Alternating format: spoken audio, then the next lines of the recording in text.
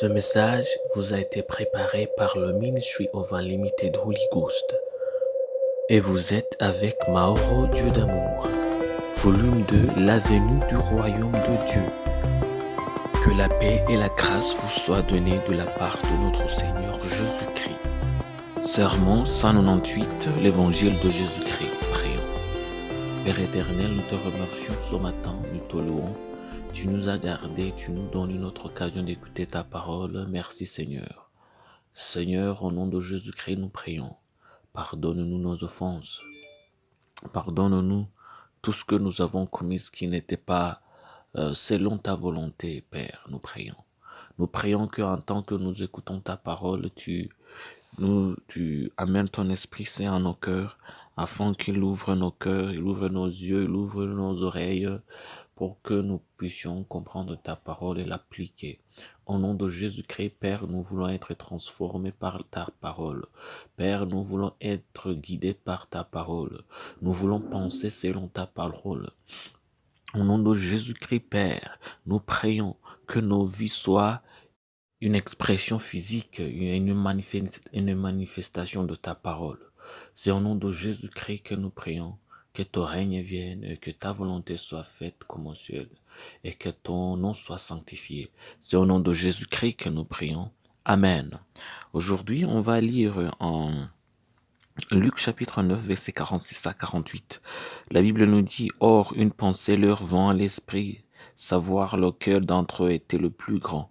Jésus voya la pensée de leur cœur, prit un petit enfant, le plaça près de lui et leur dit, « Quiconque reçoit en mon nom ce petit enfant me reçoit moi-même, et quiconque me reçoit celui qui m'a envoyé, car c'est lui qui est le plus petit parmi vous tous, c'est lui-là qui est le grand. » Ça, c'est en Luc chapitre 9, versets 46 à 48. Qui est le plus grand? Avec le monde si excité par les personnes célèbres, les soi-disant stars, et avec beaucoup de gens qui essaient de s'intégrer dans ce monde, quand il semble que les opinions ne sont plus jugées par la sagesse, mais par la célébrité de l'orateur. Dans le monde, il semble que pour être plus grand, vous devez être supérieur aux autres. Vous devez être meilleur dans quelque chose, ou plutôt, vous devez être le meilleur. Mais la parole de Dieu est différente. Jésus a cru que tout le monde peut être grand si seulement on pouvait apprendre à être le moins grand. Le moins grand, avec l'explication facile, être un serviteur de son frère. On va la trouver en Matthieu chapitre 20, versets 26 à 28, la Bible nous dit, « Il n'en sera pas de même au milieu de vous, mais quiconque veut être grand parmi vous, qu'il soit votre serviteur. Et quiconque veut être le premier parmi vous, qu'il soit votre esclave. C'est ainsi que le Fils de l'homme est venu, non pour être servi, mais pour servir et donner sa vie comme la rançon de plusieurs. » Ça, c'est en Matthieu chapitre 20, versets 26 à 28. Il y a une profonde leçon que nous voyons juste sous les mots. Si la grandeur est dans le service, alors quiconque prend à servir son voisin est grand. Mais ce n'est pas si facile, n'est-ce pas? Parce qu'il semble que parfois nous sommes les seuls à nous soucier suffisamment de faire quelque chose et les autres nous attendront toujours pour faire quelque chose. Mais c'est ça le problème. De toute façon, on devient grand. Si tu fais ce qu'ils ne veulent pas faire, tu donnes l'exemple. Donc, quand ils t'imitent, ils s'avouent à eux-mêmes que tu es meilleur qu'eux. Mais aussi, s'ils ne font rien et vous attendent pour que vous fassiez ce qu'ils refusent de faire, ils se confirment aussi que vous êtes meilleur qu'eux parce qu'ils ne vont pas faire ce que vous faites. Amen. Il n'y a donc aucun mal à prendre l'initiative de faire le bien.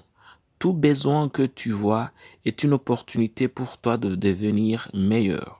Ne vous battez pas pour faire ce que tout le monde veut faire, mais battez-vous pour faire ce que tout le monde ne veut pas faire, car c'est grâce à cela que votre récompense au ciel sera grande. Prions. Père éternel, nous te remercions. Nous te louons parce que tu nous as gardés, tu nous as protégés et tu viens de nous enseigner ta parole. Merci Seigneur. Au nom de Jésus-Christ, par ta parole, nous venons de comprendre que si quelqu'un veut être grand, la meilleure façon d'être grand est d'être le serviteur de nos proches. Au nom de Jésus-Christ, nous prions, Père. Donne-nous la simplicité du cœur. Donne-nous l'humilité.